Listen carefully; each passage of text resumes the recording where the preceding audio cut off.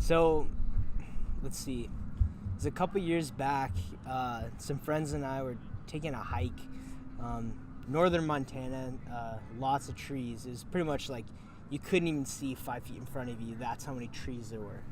And so we were trying to find a campsite, and it felt like we're going in circles. Like everywhere we turned, it just looked the same, just trees everywhere. And like after a while, the sun started to go down a little bit, and we weren't worried, We just looking around, just like, okay, like our campsite's close, right? Like it's got to be around here. And so my buddy Wrangler, he's just like, okay, we have to go that direction. And he didn't have a compass, like I don't know. He just thought that was the right way to go. So we started heading that way. Sun was going down fast. It was starting to get dark.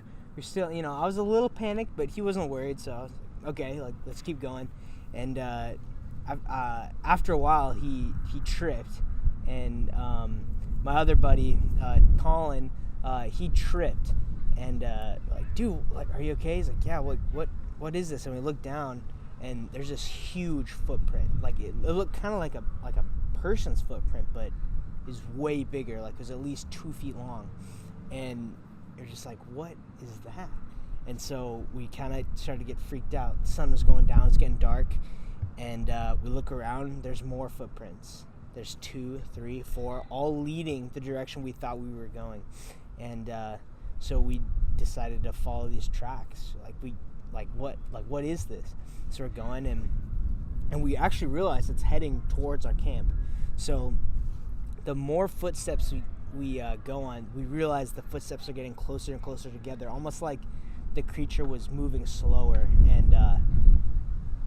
And as we follow him, we realized that we found our camp, but the footprints ended also. And that's when we heard the just roar of this beast, and we turned around, and it was Bigfoot. And we were so scared, we just ran away. We all split up. It was dark, couldn't see him very well. All I could tell was that he was at least 10 feet high, and just covered in dark brown fur. And I could barely even see him, but we just ran. And and we ran for a while, and eventually we got back to campsite. We re-met, but Wrangler was still out there, and thank God, next day he found his way back. He said he actually found the campsite because of those tracks, but by the time Colin and I made it back to the site, it was complete pitch dark, and we just knew it wasn't safe to look for Wrangler that night. So we stayed at the campsite, and the next morning Wrangler showed up, and he couldn't even talk. He was so afraid of what happened the night before. We don't know what happened, but he's still too afraid to talk about it. But we all made it back to the campsite, and this is actually the first time we've ever talked about it and been able to talk about it. It was just that traumatic. So